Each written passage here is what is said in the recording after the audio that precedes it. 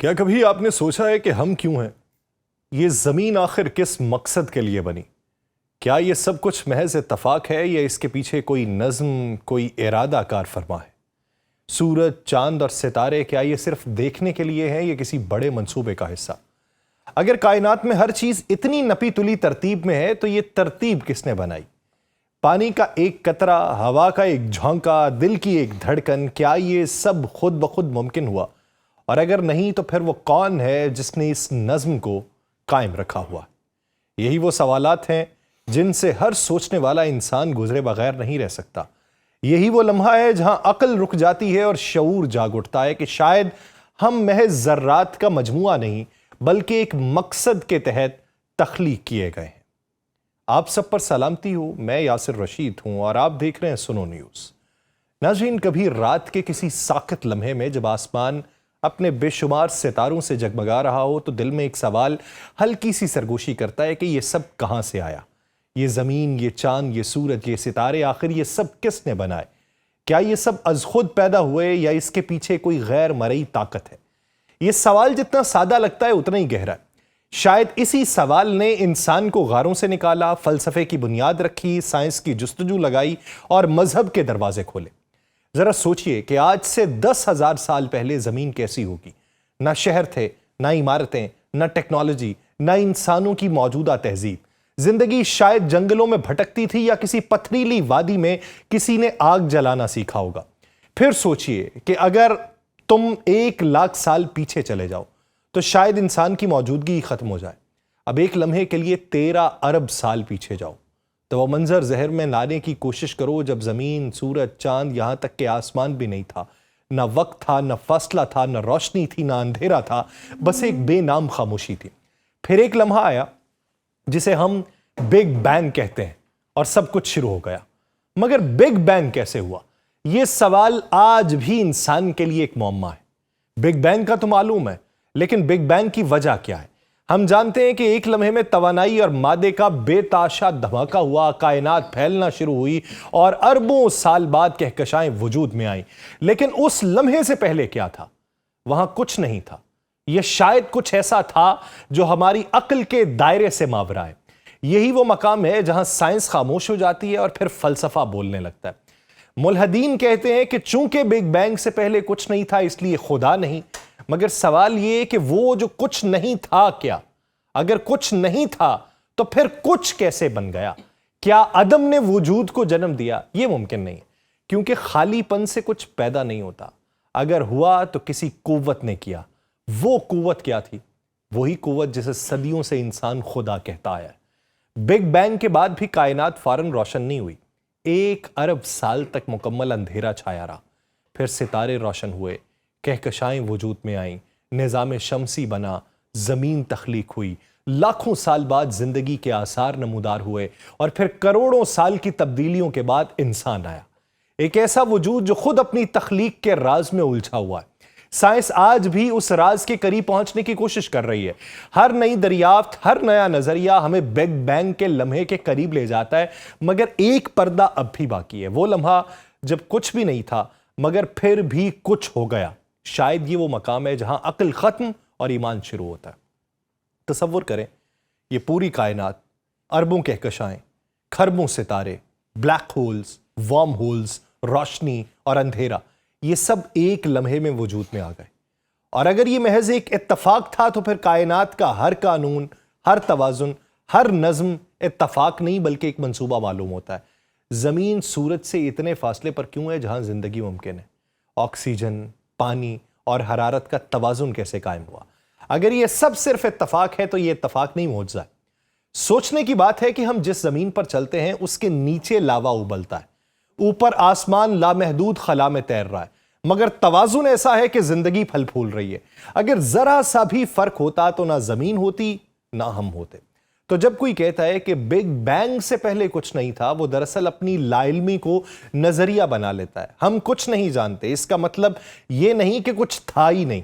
علم کی انتہا یہی ہے کہ انسان اعتراف کرے کہ ابھی بہت کچھ ایسا ہے جو اس کی سمجھ سے باہر ہے، اور شاید یہی احساس انسان کو جھکنے پر مجبور کرتا ہے خالق کے سامنے، اس طاقت کے سامنے جس نے کچھ نہیں سے سب کچھ پیدا کیا، اور یہی احساس ایمان کی جڑ ہے، اور یہی وہ لمحہ ہے جہاں سائنس، فلسفہ اور عقیدہ ایک دوسرے سے ملتے ہیں۔ کبھی یہ سوچ کر روح کانپ اٹھتی ہے کہ 13 ارب سال پہلے جب بگ بینگ ہوا تو اس عظیم دھماکے کے بعد بھی کائنات میں صرف ایک ہی چیز تھی، اندھیرا۔ اتنا گہرا، اتنا خاموش اندھیرا کہ جس میں روشنی کا کوئی نشان تک نہیں تھا۔ 1 بلین سال تک یہ اندھیرا کائنات کے ہر گوشے پہ چھایا رہا۔ نہ سورج تھا، نہ ستارے تھے، نہ کہکشائیں تھیں، صرف توانائی کا ایک ابلتا ہوا سمندر تھا جس میں ذرات بے سمت گھوم رہے تھے۔ اس وقت ابھی وہ بنیادی ذرات بھی وجود میں نہیں آئے تھے جس سے بعد میں ہم اور یہ دنیا بنی۔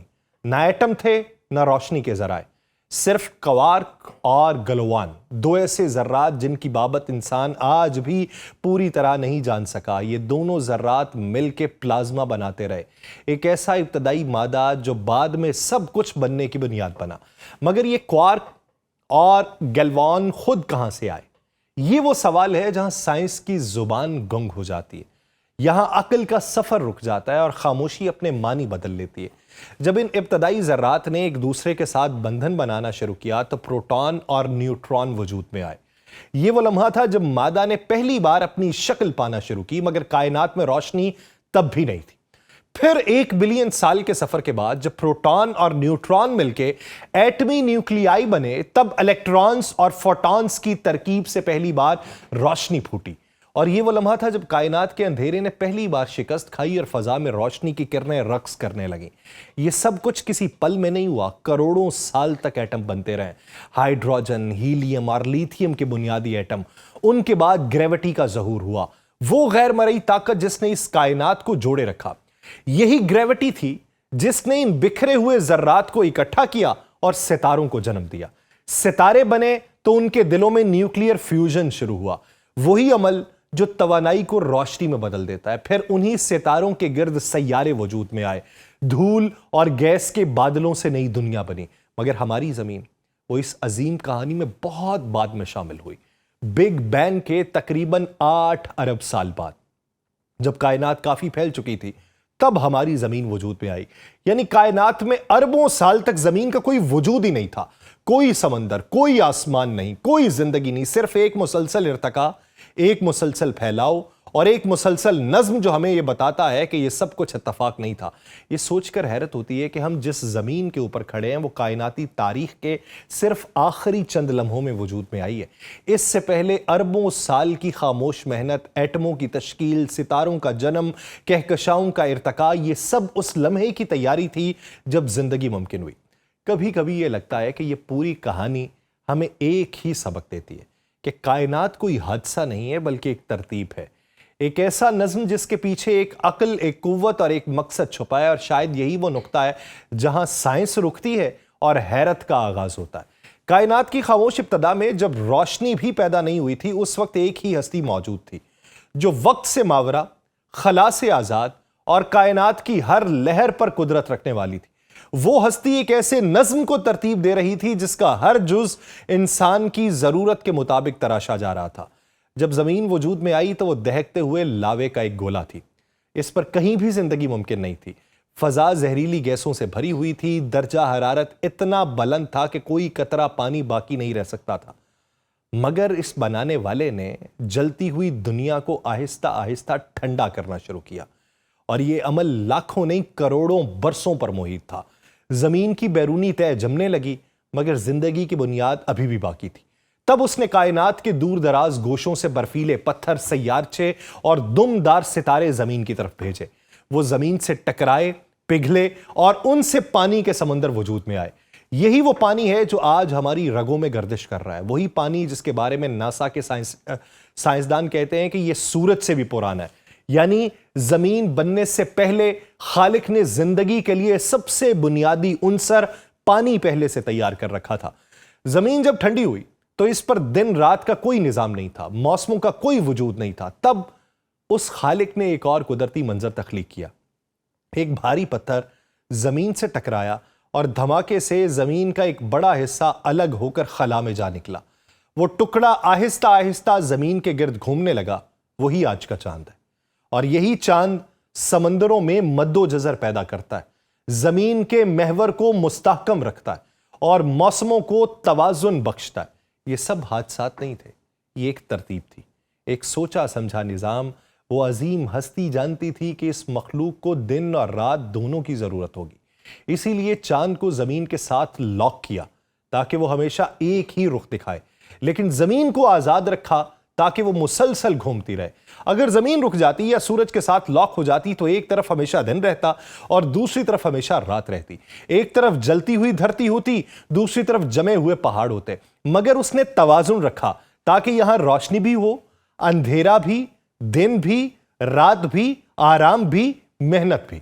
یہ ساری ترتیب بتاتی ہے کہ یہ کائنات محض اتفاق نہیں بلکہ ایک شعوری ارادے کا نتیجہ ہے، ایک ایسی قوت جو جانتی تھی کہ زندگی کے لیے کیا ضروری ہے، جو وقت کے پردے سے ماورا ہو کر سب کچھ پہلے طے کر چکی تھی۔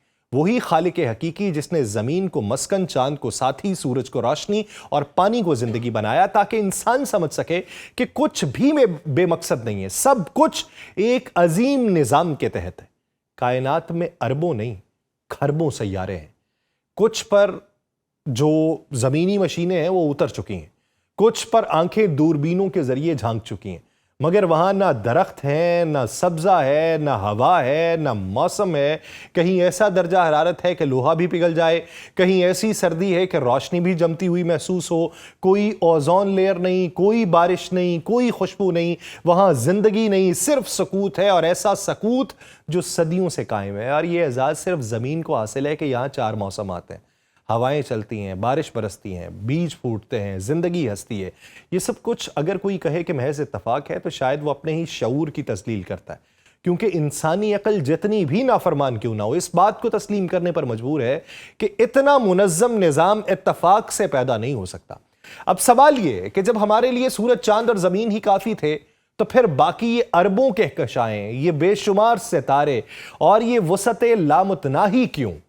شاید اس لیے کہ اگر کائنات کی یہ وسعتیں ہمارے سامنے نہ آتی تو ہم بھی خالق کو محدود سمجھتے۔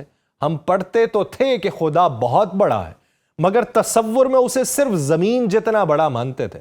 ہمیں یہ گمان ہی نہ ہوتا کہ ہماری زمین جسے ہم سب کچھ سمجھتے ہیں وہ تو صرف ایک ذرہ ہے، ایک ایسے سمندر کا حصہ جس کی گہرائیوں کا کوئی کنارہ نہیں۔ اور جب سے ہم نے اس کائنات کی وسعتوں کو ناپنے کی کوشش کی ہے، ہمیں احساس ہوا کہ خالق صرف بڑا نہیں، لامتناہی ہے، وہ جو ہر ذرے میں، ہر نظم میں، ہر گردش میں موجود ہے، جس نے اربوں کہکشائیں صرف اس لیے بنائیں کہ انسان کو یہ احساس ہو کہ جس خالق نے زمین کی گھاس کو بھی ترتیب دی ہے وہ کسی ایک جہان تک محدود نہیں، وہ ہر جہان کا خالق ہے۔ اب ذرا غور کریں کہ اس ہستی نے کائنات کو صرف بنا دیا اور چھوڑ نہیں دیا، بلکہ ہر ذرے کو ایک خاص نظم، ایک خاص مقصد اور ایک خاص حد دی۔ اگر ذرا سا بھی فرق نہ ہوتا تو ہم نہ ہوتے۔ ذرا سوچیں، سورج زمین سے صرف اتنا سا قریب یا دور ہوتا تو یا تو ہم جل جاتے یا ہمیشہ کے لیے برف بن جاتے۔ آکسیجن، نائٹروجن، کاربن ڈائی آکسائڈ، یہ سب اتنے نازک توازن ہیں کہ اگر ان کا تناسب ذرا سا بھی بدل جائے تو سانس لینا ممکن نہ رہے۔ پھر اس نے زمین کو صرف گھومنے کے لیے نہیں بنایا بلکہ اس گھومنے میں بھی ایک رفتار رکھی تاکہ دن اور رات ٹھیک وقت کے اوپر آئیں، نیند اور بیداری کا توازن قائم رہے، زندگی چلتی رہے۔ اگر زمین کی گردش ذرا سی تیز ہوتی تو ہر چیز اڑ جاتی، اگر ذرا سی سست ہوتی تو ہر شے جم جاتی۔ پھر انسان کو دیکھیے، وہ مخلوق جسے سب سے زیادہ شعور دیا گیا۔ ہمارے جسم میں جو نظام ہے، خون کی روانی سے لے کے دل کی دھڑکن، دماغ کے سگنل سے لے کے نیند اور جاگنے کا وقت، یہ سب کسی نظم کے بغیر نہیں ہو سکتا۔ انسان کا ڈی این اے جو اربوں کوڈز کے اوپر مشتمل ہوتا ہے، اس میں ہر ہدایت لکھی ہے کہ کب آنکھوں کا رنگ بنے گا، کب دل کی دھڑکن بڑھے گی، کب کوئی زخم بھرے گا، اور اس کے باوجود ہم کہتے ہیں کہ یہ سب اتفاق سے ہوا۔ کائنات میں ایک حیرت انگیز توازن ہے۔ روشنی کی رفتار اتنی ہے کہ توانائی کے بہاؤ میں کوئی رکاوٹ نہیں آتی، کشش ثقل اتنی ہے کہ کہکشائیں بکھر نہیں پاتی، پانی کا نقطہ انجماد اور ابال ایسا ہے کہ زندگی کے لیے مثالی ماحول ملے۔ یہ سب ایسے نہیں ہوا کہ بس ہوا، بلکہ کسی نے چاہا، کسی نے ترتیب دی، کسی نے ہر ذرے کو اپنا فرما بردار بنوایا۔ یہی وہ خالق ہے جو ہمیں دیکھتا ہے، ہماری ضرورتیں جانتا ہے، اور جس نے ہمیں محض زمین پر بسنے کے لیے نہیں بلکہ اپنی تخلیق کو سمجھنے کے لیے بھی بھیجا، تاکہ جب ہم آسمان کی طرف دیکھیں، ستاروں کو گنتے گنتے تھک جائیں، تو یہ احساس پیدا ہو کہ ان سب کے پیچھے کوئی ایسا ہے جو سب کچھ جانتا ہے مگر خود کسی کے علم میں نہیں آتا۔ جب خالق نے کائنات کے ہر ذرے کو ایک ترتیب میں رکھا تو انسان کو محض دیکھنے والا نہیں بنایا بلکہ سوچنے، سمجھنے اور جاننے والا بنایا۔ یہ شعور ہی انسان کی اصل پہچان ہے۔ باقی مخلوقات خالق کی قدرت کا ثبوت ہے، مگر انسان اس کی حکمت کا مظہر ہے۔ اسے اختیار دیا گیا کہ فیصلہ کرنے کی صلاحیت ہے، اور سب سے بڑھ کے یہ شعور دیا کہ وہ اپنے وجود کے مقصد کو پہچان سکے۔ ذرا سوچئے، اگر انسان کو صرف زندہ رہنا ہوتا تو وہ حیوانات سے مختلف نہ ہوتا، لیکن اس کے اندر سوال پیدا کیے گئے کہ میں کون ہوں، کہاں سے آیا ہوں، کہاں جا رہا ہوں۔ یہ سوال دراصل انسان کی روح کی گہرائیوں میں وہ صدا ہے جو اسے اپنے خالق کی طرف بلاتی۔ کائنات کی وسعتوں میں جب وہ اپنی حقارت محسوس کرتا ہے تو سمجھ جاتا ہے کہ یہ سب کسی اتفاق کی پیداوار نہیں بلکہ ایسی ذات کی قدرت ہے جس نے سب کچھ نظام کے ساتھ بنایا۔ ہماری زمین پر زندگی صرف اس لیے ممکن ہے کہ اسے قابل رہائش بنایا گیا ایک ہستی کی طرف سے۔ وہی ہستی جس نے پانی کے قطرے میں زندگی چھپائی، ہوا میں سانس رکھی، روشنی میں توانائی دی اور احساس شکر پیدا کیا۔ انسان کا اصل مقصد یہ ہے کہ وہ اس احساس کو پہچانے کہ وہ اکیلا نہیں بلکہ ایک نظام کا حصہ ہے جسے کسی نے خاص ارادے کے ساتھ بنایا۔ یہی تعلق جب مضبوط ہوتا ہے تو انسان خالق کو صرف خالق کے طور پہ نہیں بلکہ قریب محسوس کرنے لگتا ہے۔ دعا اس کے لیے رابطہ ہوتی ہے، عبادت شکر کا اظہار ہوتی ہے، علم خالق کی پہچان کا راستہ ہوتا ہے۔ وہ جان لیتا ہے کہ خالق نے کائنات کو صرف دیکھنے کے لیے نہیں، سمجھنے کے لیے بنایا، اور یہی انسان کی اصل منزل ہے کہ وہ اپنے شعور، علم اور ایمان کے ذریعے اس راز تک پہنچے کہ ہر ذرے کے پیچھے ایک ارادہ ہے، ہر حرکت کے پیچھے ایک مقصد ہے، اور ہر وجود کے پیچھے ایک ہستی ہے جو کہتی ہے کہ میں نے سب کچھ ایک مقصد کے لیے پیدا کیا۔ تو وہ مقصد پہچاننے کی ضرورت ہے۔ وہ مقصد جب تک آپ نہیں پہچانیں گے، آپ منزل تک پہنچنے کے قائل تو ہو جائیں گے لیکن منزل تک پہنچنے کے لیے ممکنات میں سے نہیں رہیں گے۔